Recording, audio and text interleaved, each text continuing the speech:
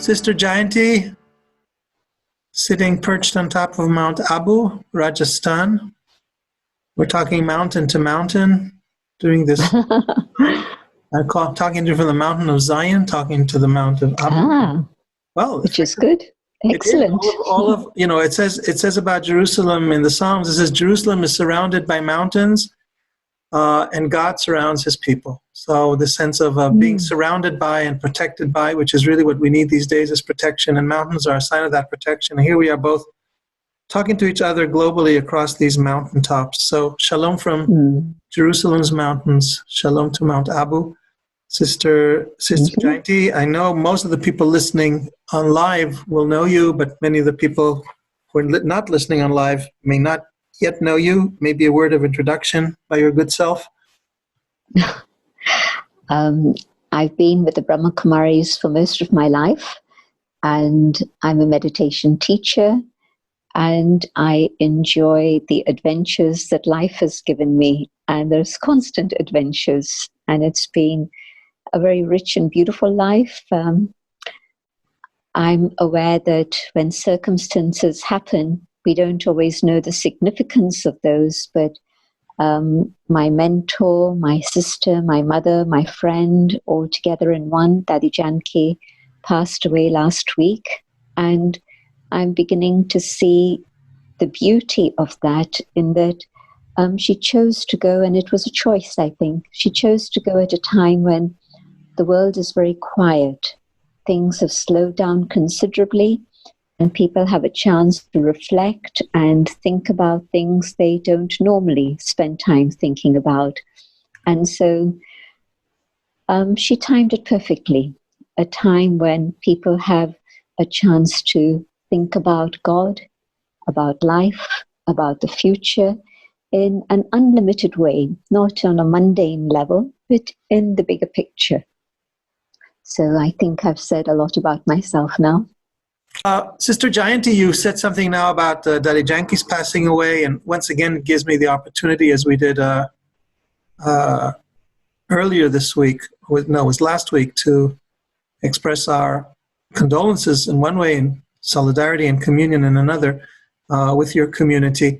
What is happening corona-wise with your community? What challenges, practical, but especially spiritual, does it place before you or before the community?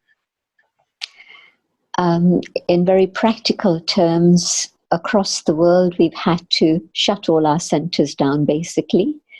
And so some are open for a few visitors through the day, like in London.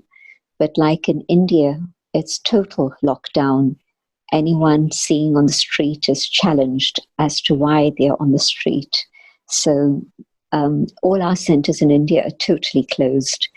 And so that's been a big, big challenge. But technology has played a great part in that we've had access to internet. We've been using internet facilities for 20 plus years, but never on a daily basis to communicate with our friends, our sisters and brothers in the family. And so that's been happening. On a spiritual level, where you could go to a place which is sacred, a center which is dedicated just for meditation and spirituality, people have missed that a great deal. Although they're meditating at home, to meditate collectively together in a group, of course, gives a huge amount of empowerment and a lift and a boost to the spirit. And so we're experimenting with communication together across the world, having meditation together at the same time, to see if that can support everybody. And so that's something that's going to be increasing, but that's been a challenge. And then trying to sort out help for the vulnerable who live alone, especially in European countries, of course, not so much in India. India more is family-oriented. But in London, for example, we have several people who are elderly, very vulnerable. And so then to arrange for meals to be taken to them, that's been a challenge. So practicalities there have been not so easy to deal with. But spiritually, not too bad. because even the morning class where we come together as a family and a community, that's all been on internet. And so it's created a very strong bond between all of us, that we're all in the same boat together. And that's been actually something of comfort. It's not one place that is having to deal with all of this. It's every single place on the planet, whether it's the USA, whether it's all the different countries in Europe or Asia or India. Lockdown is something that's impacting all of us. So from the spiritual, experiential part, the meditative part, do you feel that it has been successful to recreate a meditative experience in a meditating community online? It's been as effective as being in a room? We're going to start that experiment from Sunday, the 12th. So we've been trying to figure it out, and now we've got the timing sorted out. So every day, 5 o'clock India time, we're going to be together for 15 minutes. And then, of course, whatever other times people are meditating. But what we're finding is that everybody is very much focused on intense meditation at the moment. And so I think that's creating, you spoke about the mountains and that protection. Well, that band of connecting through the whole world through meditation, I think that's also going to be a very powerful bond that protects everyone altogether. But right now, it's we won't be able to measure the effects of the protection, but the experience, right now, it's a hypothesis. The hypothesis will start being tested on Sunday. Let me give you a little Jewish contribution to that hypothesis.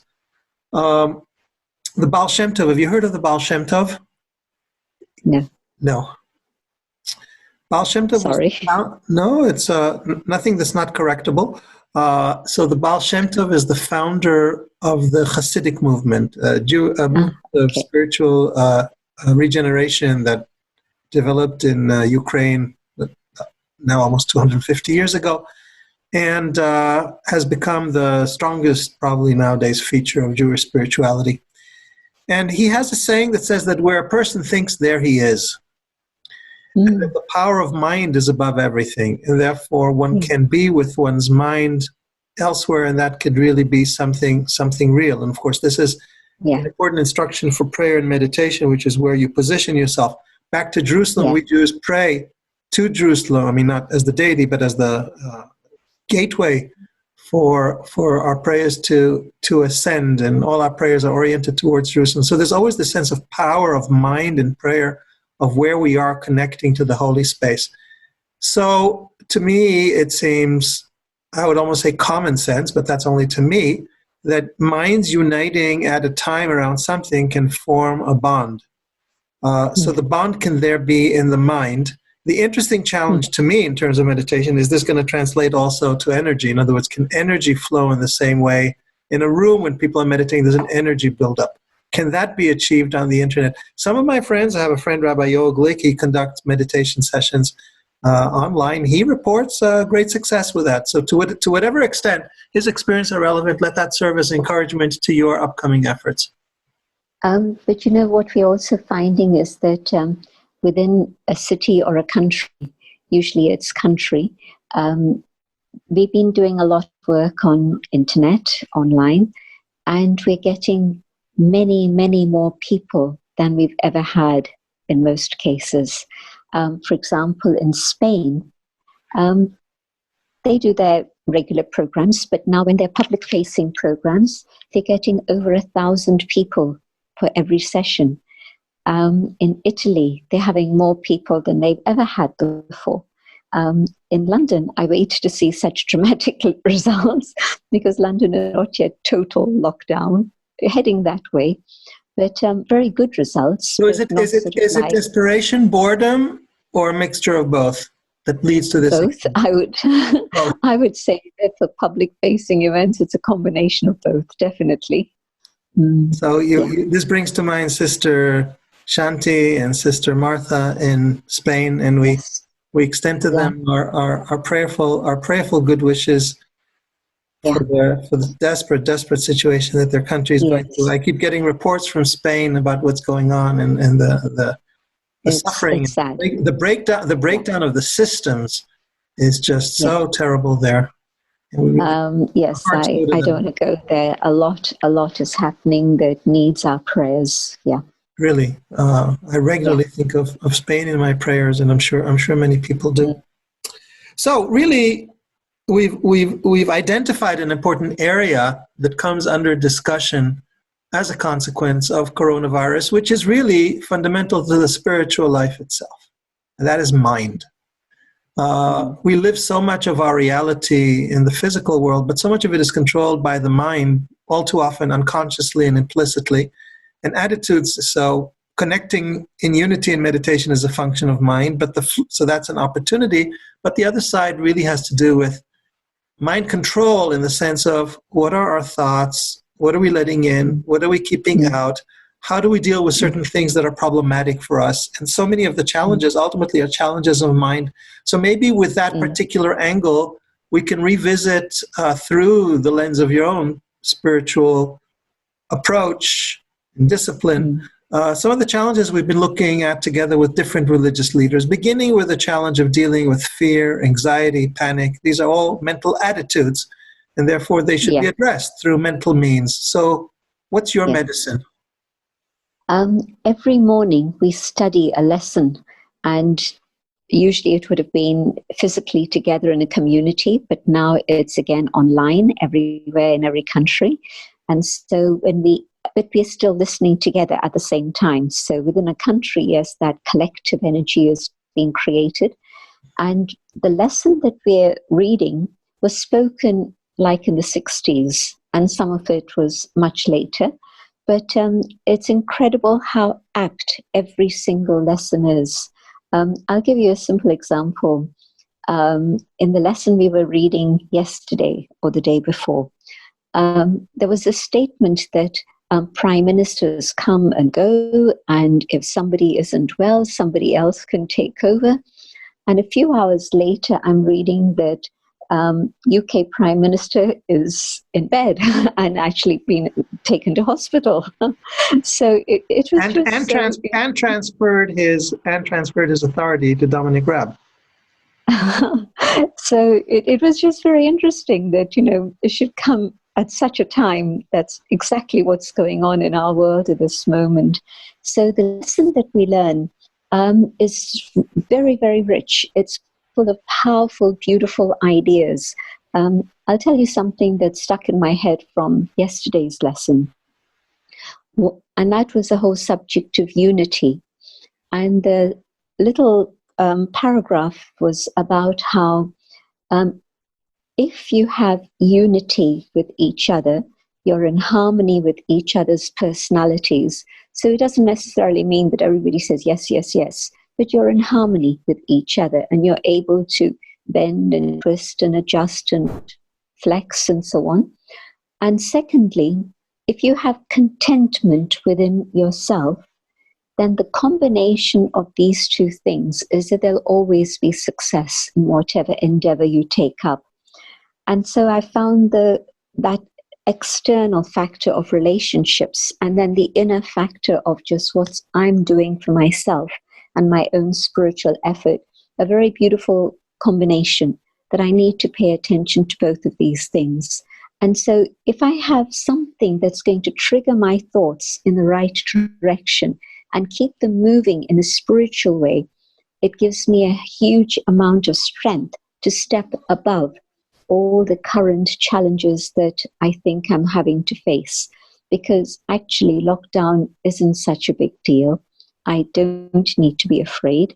If I'm following the guidelines of hygiene and all of the things, social distancing, etc., that's going to take care of a lot of it. So what am I afraid of? And of course, if I'm afraid, then my immunity is less and less and less. And so if instead of being afraid of something that might never happen, or even if it does happen, okay, I catch the bug, how am I going to help myself at that moment? I need to be strong in my own faith.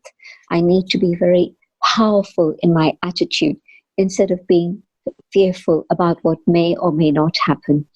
And so if I'm feeding my mind, nourishing ideas every single morning, then that gives me a huge amount of energy and strength to deal with whatever may come my way through the day. And so I think that most of us have some sort of spiritual tradition that we hold on to, that we follow. And so my recommendation to everyone would be, start the day with time for yourself, especially now there's a lot of flexibility in time. Make time for yourself for silence, for your own inner communion with God. And then secondly, make time to study script that will uplift you. Not hell, fire, and brimstone stuff, but things that are uplifting, things that will really nourish you and give you something beautiful to reflect on through your time in silence and solitude later on through the day also. And we're really encouraging people to make good use of this time when, to a certain extent, things have slowed down. I know that's not true for all of us. There's lots of things to be done all the time, but we can slow down. And so a suggestion has been, actually, say, for example, every 2 hours, within that space of 2 hours, can I make 30 minutes in which I'm actually sitting down for meditation, having a higher awareness as I walk and talk and do other things? That's beautiful. But this is different. Every 2 hours, to make time for 30 minutes to actually sit down and focus and make that connection, and let it be a powerful meditation in which truly I'm experiencing the presence of God and the connection with God and all the gifts that this can bring me, whether it's the experience of love, whether it's the experience of that power and protection. And I don't need to think about serving at that moment, because automatically, through that inner connection, it is automatic service of others all around, and not just confined within my own home, but beyond and beyond also. I have a practical and a spiritual question. On the practical level, is there a reduction for people who are not members of your movement that we can do less than half an hour every 2 hours? Many people, probably myself included, would find that a tall order. Can you give us yes, sure. a beginner's reduction or something? Start with 10 minutes. Yeah, sure. So you would recommend rather, but you would still, the important thing for you is not the length of the meditation, but the frequency. So that is to say, rather than to say an hour in the morning, the hour in the evening, you'd rather see people doing shorter sittings more frequently. That's the message. Yeah, because it then continues to, it's like pouring the oil into the lamp. And so the wick is kept wet and the flame is shining brightly all the time. So pour in the oil in the morning, and by the evening it's all gone and you have to pour in again. But by then the light is really flickering and is about to go away. And so topping up every hour, every 2 hours is very, very important. And it'll keep your spirits high. And with that enthusiasm and zeal for living, you'll be able to inspire your family and whoever else is in touch with you. You'll even have the energy to actually reach out to people you haven't been in contact with for some time, to old friends who you sometimes think about, but then you say, oh, later, and you put it off. So if I have that sort of energy and love for living, then I'm going to reach out and I'm going to communicate that. Wow. So these are really the two pillars: scriptural, in other words, wisdom, and then meditation, in other words, focusing on the presence of God and cultivating the gifts that brings. You cultivate those two pillars, and you're fortified. You have the wherewithal to face this battle. Do you include prayer in this, or your path is mainly wisdom and meditation? If prayer means talking to God rather than a prescribed verse or something, then yes, you can definitely talk to God. It's not just keeping the mind silent. And so the highest form of prayer is that engagement of love in which the mind, the soul is communicating with the divine. And so, yes, definitely, we would say that that's very much part of our meditation practice. And so if you choose to call it prayer, that's fine. but definitely that very active communication in which it's engaging with that experience of God as mother, or father, of friend, of beloved, of guide, of teacher, all relationships with one. In the East, they're very aware of God as mother and father. In the West, it's not been taken up so much in that way, more the father figure. But the divine has the ability to give us infinite love, compassion, and non-judgmental love, total acceptance. And so in that communication with the mother, I can experience that warmth and love and absolute protection that my mother can give me. Father, again, there's a very different relationship there. And there's something very special that a father has for his child. And that is, he has an inheritance to give to the child, a property. And the property that I take from my father is happiness. And the happiness that my father can give me is something that stays with me in my heart. Then whatever little challenges that come my way, maybe today I'm not getting the sort of food I would like to get. It's not of my taste. It's not of my preference. It's okay. Never mind. It'll pass. And I can have my ice creams when I want to have them later on. It can be something more serious, a bereavement. But again, the inner joy, and I see, say, for example, with Daddy Janki's passing. On the one side, yes, there's a sense of missing. But on the other side, there's an inner joy that tells me that she has actually moved on to a higher state. And she's very happy where she is. I don't think she would want to be in an old body that wasn't cooperating so well anymore. So you can see the light of joy coming in different ways, but it's a gift that comes to the soul from the Father. The teacher, the wisdom that has been imparted, that's helping me deal with everything I need to do in life, teaching me how to face situations, how to see myself, how to deal with myself, and sort out the challenges that I have within my own character and personality.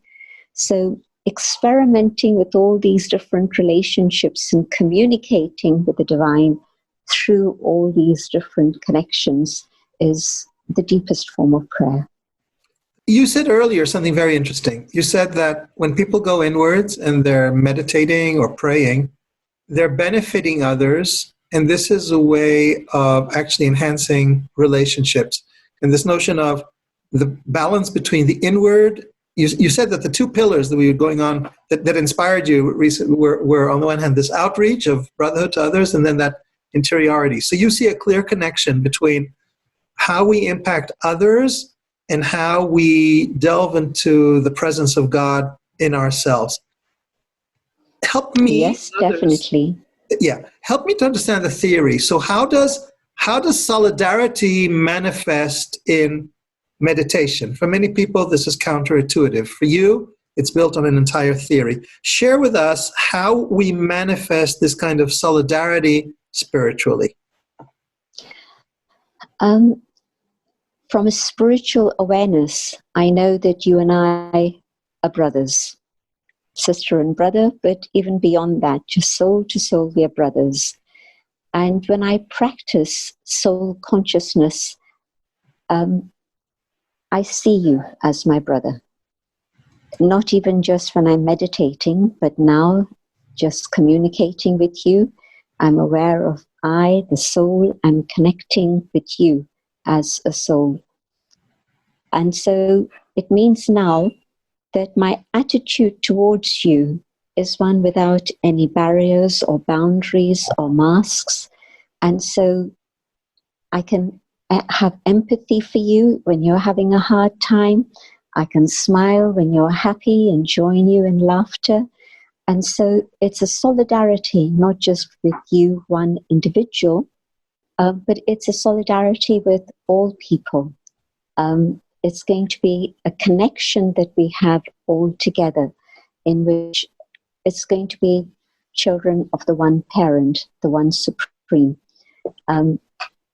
So I see that in meditation, when I meditate and I'm connected with one, then those vibrations reach everyone, but those vibrations reach specifically those who are also in tune with these ideas. They'll reach everyone, but especially because you're in tune, then you pick up those vibrations that much more easily.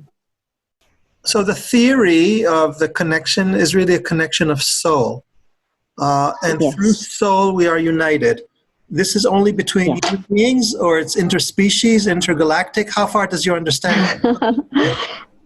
Okay. It's essentially a relationship between human beings, all souls who have taken on a human body and are playing a role on this planet. Other species, my condition, whether it's one of anxiety or aggression or love and peace, impacts all other species very definitely. We have an impact on our surroundings, we have an impact on our environment, but the fundamental connection is between humans. Okay. And what I hear you saying really is that the power of the automatic radiance that comes from us by attuning ourselves to the higher reality is something that happens on its own, impacting others, maybe even making it more important than intentional prayer for the sake of others. In other words, if I had to going back to this question of meditation and prayer that we were at a moment ago, and you said basically they were the same thing, call it what you like if it's authentic prayer in God's presence, what does that do in terms of the practices of thinking of others? Because usually we pray for others, but if your understanding is that we are one in meditation, then maybe that supplants the need for praying for others. How does the awareness of others in our spiritual life get carried out intentionally, unintentionally, prayer, meditation? If I know that someone is in specific need, then yes, I can think about them before I start my meditation. And at that moment say, I know that this person really needs God's love or God's power, whatever it may be, God's healing. And then once I begin to meditate and I'm in deep connection in that experience with the divine, then I'm not thinking about anything else absolutely. Then it's like the sun, and the sun is able to radiate light and give that light everywhere. But of course, where the curtains are open, the light is going to shine through. And so once I've dedicated a moment to think about that individual or a situation like Spain or whatever it may be, then I have to focus on my meditation. I mustn't focus on the situation or the place or the person, because then that would be not a pure connection with the divine. And so, yes, there's concern and love and brotherhood and solidarity, but my meditation is sacred. It's I, the soul, connected with one. Jayanti, I have a sense that basically we've succeeded in encapsulating in this conversation what we've just said, the core message of BK for Corona times. Do you agree? Yes, definitely. This is why we're telling everybody this is now time for whatever else it is you're doing.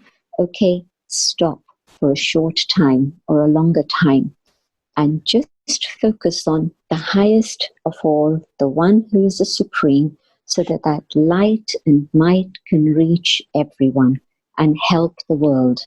We see that as being the most important contribution we can make at this time. In some places like India, they're able to provide food packets. In a place like Spain, they wouldn't even be able to do that. In a place like India, the government has asked us to provide a space for 1,000 beds in Abu if people get sick, so that then they can be cared for. And of course, then we take on the whole responsibility of looking after everything that they need, their food and whatever else. So where it's possible and you have those facilities, fine, do what you can. But that doesn't supersede our most important service, and that is to serve the world with God's light. And it's not exclusive to the Brahma Kumaris. It's anyone and everyone who has that faith, that love, and that connection with the Supreme. So I think you've really given us the slogan, serving the world with God's light. What an amazing slogan, serving the world with God's light. I'd like to suggest the following, given the fact that you have some concerns about time, and that I have some concerns about making space available for people to join in the conversation. I got a couple more questions that I could pose to you, but I think your message is resounding on focus, silently and clear. Maybe I should say, instead of loud and clear, silently. But let's do the following then. Why don't you walk us through a 5-minute guided meditation along the lines just described? And that will also be your first pilot test of the power of group meditation. People can then comment on that on the sidelines of the Facebook. And let's see. Let those who are with us now and let those who will be us in the future, as they watch this, have the opportunity to experience this through your facilitated process. Does that make sense to you? Sure. So let's take about 5 minutes for that. That'll draw the interview part to a close, and then we can take some time for questions. Sure. Let yourself sit comfortably so that the body isn't a distraction. And now let's go on a journey inwards. I go within, and I come to that awareness of the sacred space inside. A place of peace, a place of light, a place of love.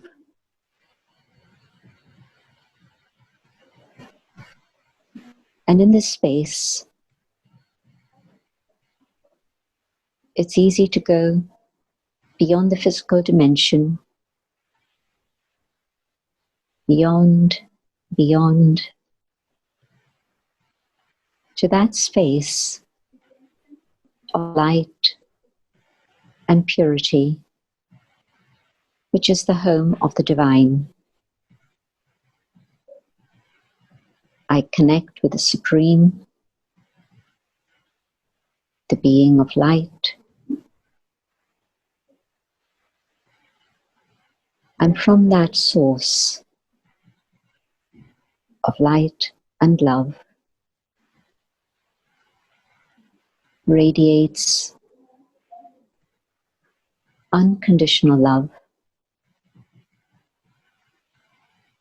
Love that heals the soul. Love that empowers the soul. My fears, my anxieties have been left behind, and I simply absorb the pure love that comes from the divine. And the power of this love reaches out and touches human hearts and awakens hope. This pure love allows hearts to open and receive an abundance of love, unlimited love.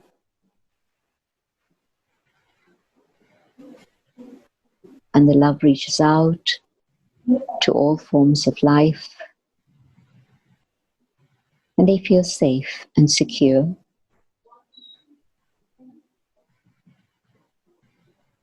And the love reaches out to all aspects of nature. And nature begins to heal.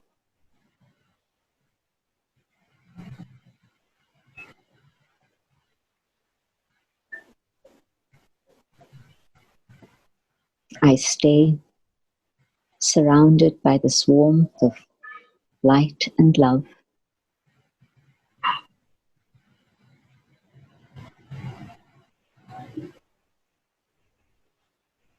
And come back to the awareness of the physical dimension. But now, enriched, empowered with this love.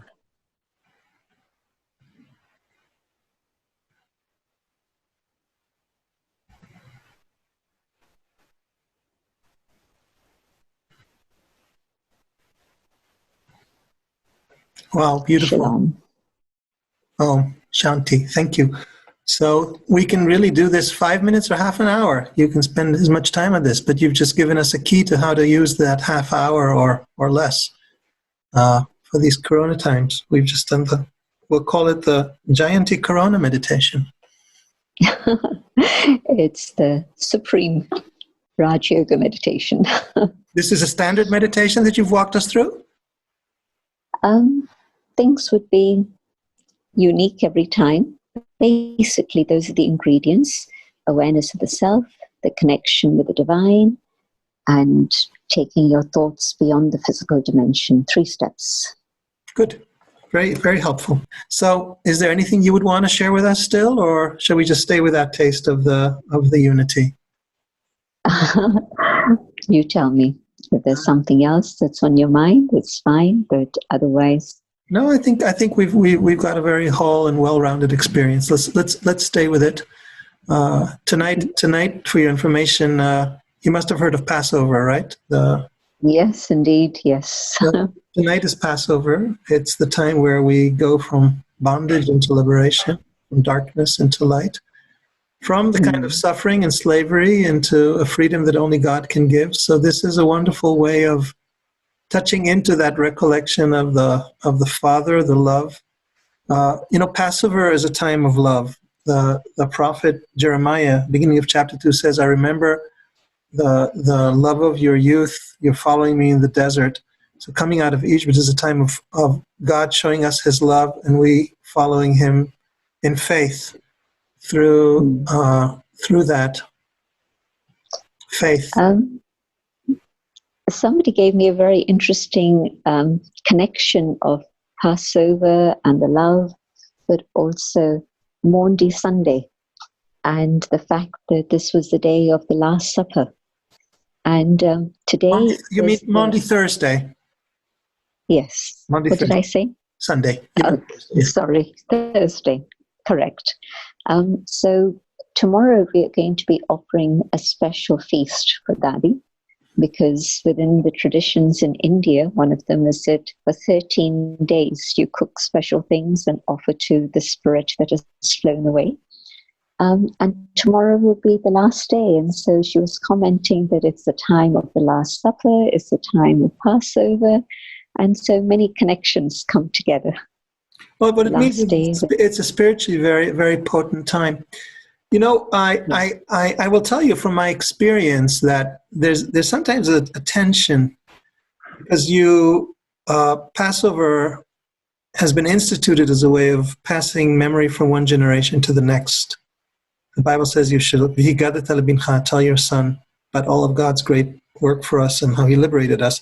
So you're sitting with children, and it's very hard sometimes to carry over this awareness of God's presence and love, and at the same time be managing disciplinary issues or distractions or dealing with children. Yeah. This can be difficult. So as we were chatting, questions have started to come in, and one of the questions really has to do with this tension of how to meditate when there are little children around, or family situation. This solidarity is great. If you're sitting on your own, solitude is fantastic when you get to be in a monastic setting. What to do when you're locked up in a family with children? Get up earlier than the kids get up. Very practical. It's easy. You know what time they usually wake up. And so set your time to wake up, to give yourself enough time for that space. And I know with very little children, it's not always so predictable. But with children who are maybe 4, 5, they've settled down to a routine. And so choose a time that's half an hour before they wake up, so that it's something that you can do at that moment. Yeah, mothers of children really have to cut down that half-hour meditation every 2 hours to half a minute, but the routine can be... and I was going to mention that then through the day, maybe you can't do half an hour, but when the kids are busy with their jigsaw puzzles or their drawings and paintings and making a mess that you have to clear up afterwards, but whatever it is they're happy doing, engaged in doing, that's your time. Just sit back, because meditation's easy. Doesn't matter where, doesn't matter when.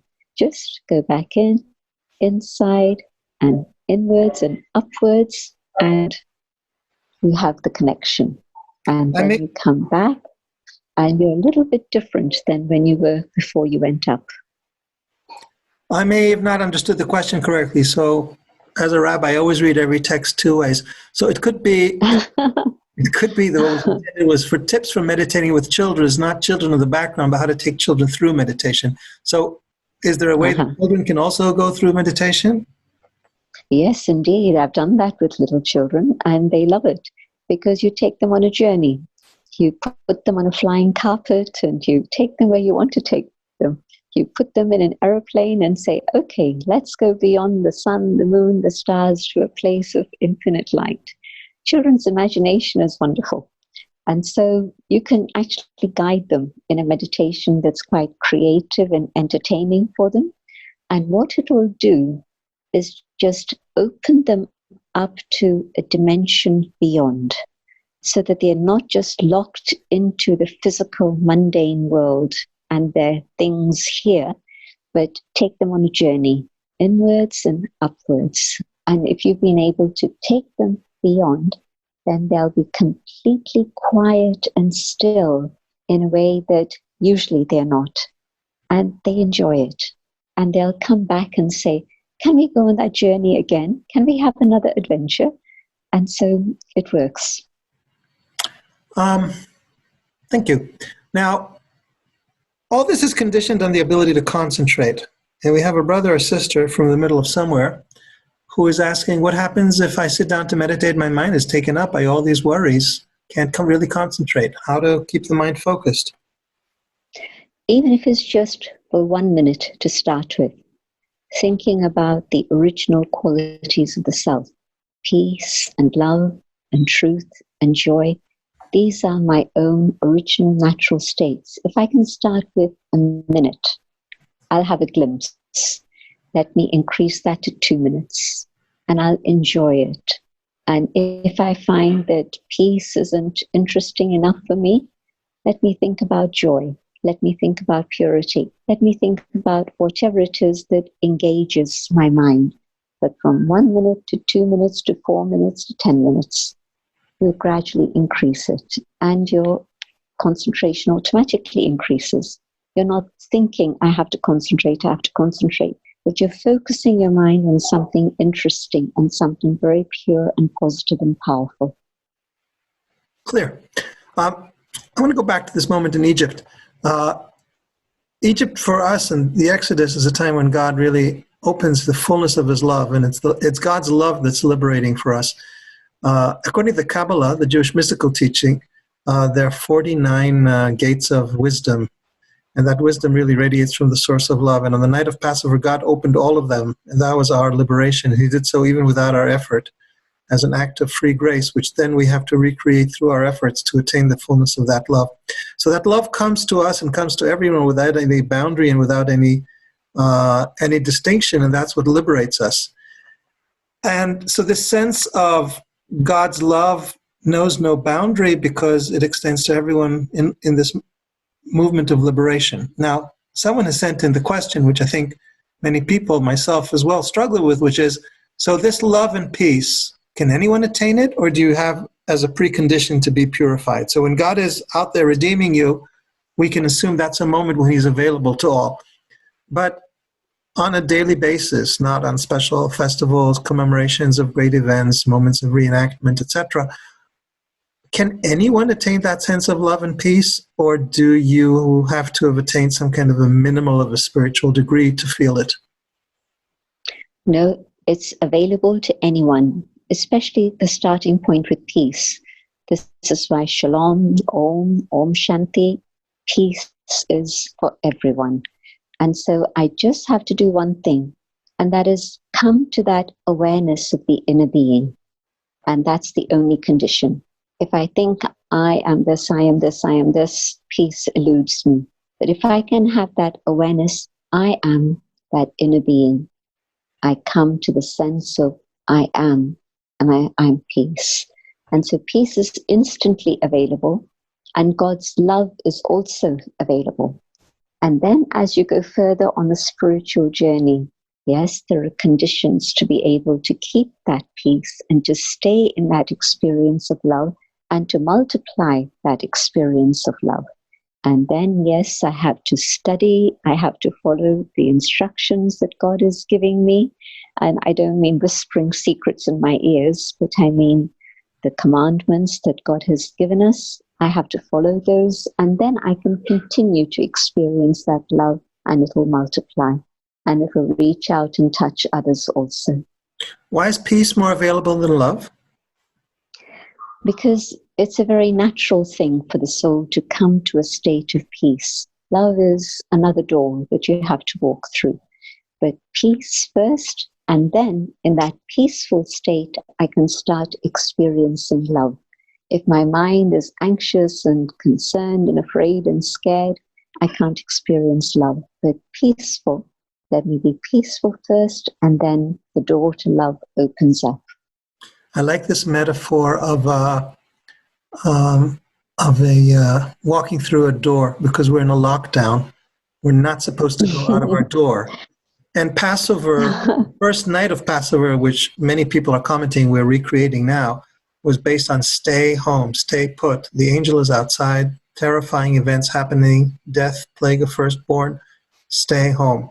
So find peace within. You walk out of the door, eventually you walk out through and to the door of love. There's a very lovely image that I came across many, many years ago. Think about a wheel, and you stand there and I stand here, and we look at each other and we're totally different. Clothes, language, style, scripture, food, everything is different.